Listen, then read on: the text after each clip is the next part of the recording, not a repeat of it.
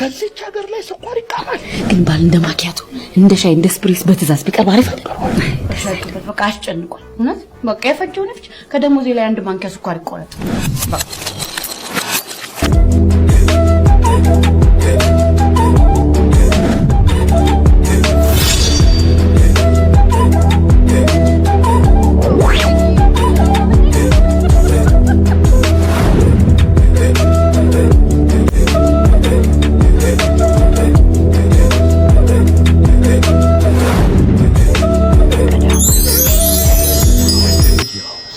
ሲኒማ ማለት የሰው ልጅ ምኞትን ገሃዱ ዓለም እውነታዎች የሚጋጩበት ህይወት በብርሃንና በጥላ ተቀርጻ የምትታይበት ታላቅ የጥበብ መስተዋት ነው።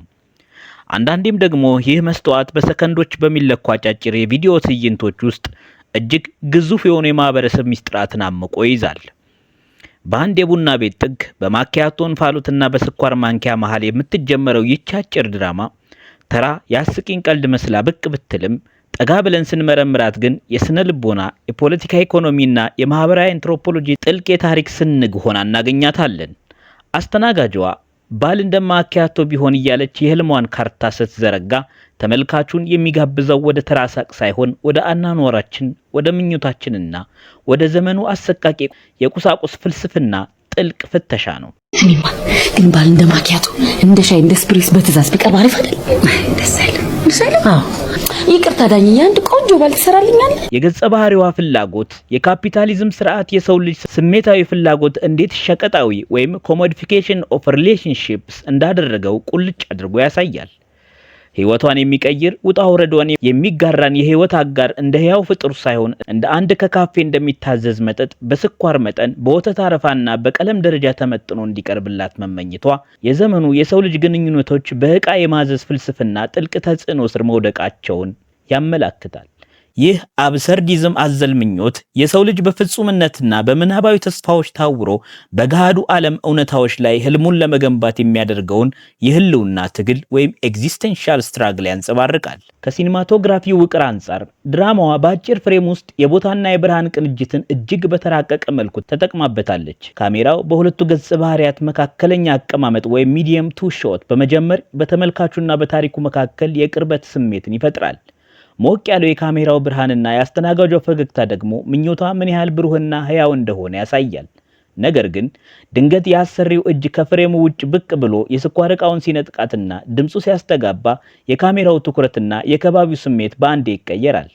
ይህም በሲኒማ ቋንቋ የህልምና የእውነታው ድንገት መጋጨት ወይም ቪዥዋል ኮንፍሊክት ኤንድ ቶን ሺፍት ተብሎ የሚገለጽ ጥበብ ነው።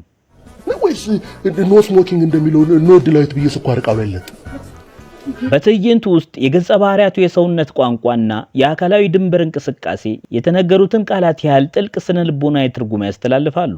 አስተናጋጇ በታሪኩ መጀመሪያ ላይ የስኳር ዕቃውን ወደ ደረቷ አቅፋ አይኖቿን በህልም አቅጣጫ አፍጥጣ ማንኪያዋን በስሱ ይዛ ስታንቀሳቅስ የምናየው እንቅስቃሴ የግለሰብን ምናባዊ ዓለም ፍጹምነትና ውሳጣዊ ደስታ ያሳያል። ግን ባል እንደማኪያቶ እንደ ሻይ እንደ ስፕሪስ በትዛዝ ቢቀርብ አሪፍ አይደል?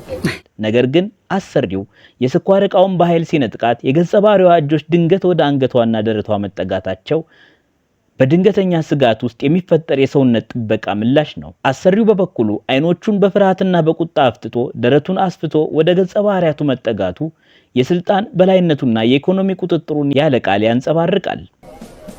ይቅርታ እኮ ትልቅ ነገር ነው። ይቅርታ እኮ ትልቅ የማህበረሰቡ እሴት ነው። በመጨረሻም የቁጣው መገንፈል አልፎ ስለ ሞራልና ይቅርታ ሲሰብ እጆቹን ወደ ላይና ወደ ታች የማወዛወዙ ሁኔታ አምባገነናዊ ቁጣ ወደ ከንቱ ሞራሊዝም የሚቀየርበትን የተዋናዩን ስነ ልቦናዊ ሽግግር ቁልጭ አድርጎ ያሳያል። አንድ ደገሚና የእንጀራ ገመድሽ የሚቋረጥ እሺ ደግማለሁ።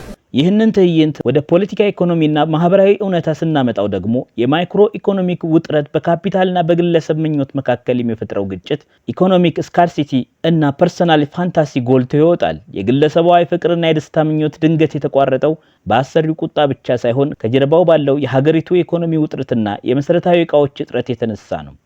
አሰሪው የሚያንጸባርቀው ቁጣ የቁሳቁስ ጥበቃና የገበያውን ቀውስ ሲወክል፣ ስኳር ከደሞዝሽ ይቆረጣል የሚለው ምላሽ ደግሞ በስራ ቦታ ላይ ያለውን የስልጣን ተዋረድ ወይም ፓወር ዳይናሚክስ እና ተራው ህዝብ በዕለት ተዕለት ኑሮ ከማክሮ ኢኮኖሚ እውነታ ጋር የሚጋጭበትን የህልም ስብራት ያሳያል። በቃ የፈጀው ነፍስ ከደሞዜ ላይ አንድ ማንኪያ ስኳር ይቆረጥ። በቃ አንድ ደገሚና የእንጀራ ገመድሽ የሚቋረጠው። እሺ ደግማለሁ። ነገር ግን የትረካው ውበት የሚያበቃው በምኞቷ ስብራት ላይ አይደለም። የስኳሩ እጥረት ሲነገራት ተስፋ ሳትቆርጥ እኔማ ቃር አስቸግሮኝ ነው በማለት በፍጥነት ሐሳቧን መቀየሯ የኢትዮጵያውያንን ድንቅ የመቋቋም ብልሃትና ስነ ልቦና ያንጸባርቃል። ሰላም እንዴት ናችሁ? ሰብስክራይብ ያደረጋችሁ ጠብቁ። እንደምትወዱት ተስፋ አለን። ባይ።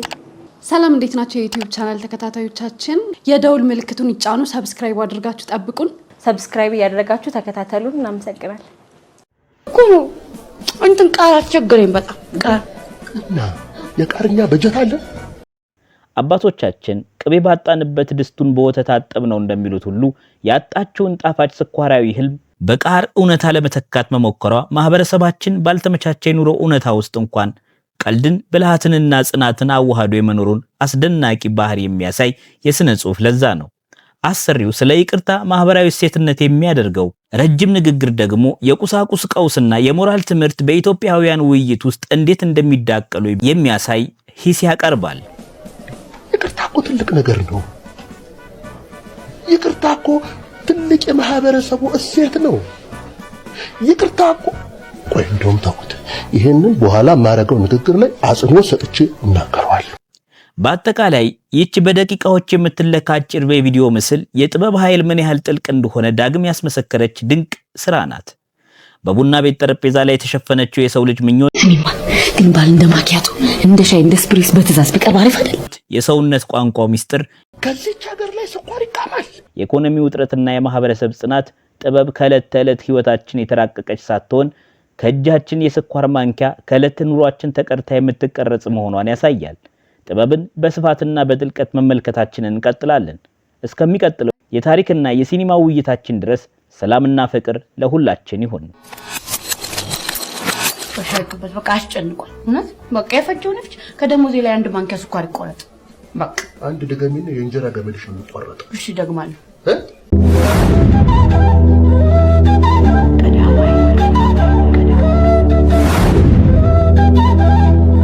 The Home for Season 2 of House of David Ministry.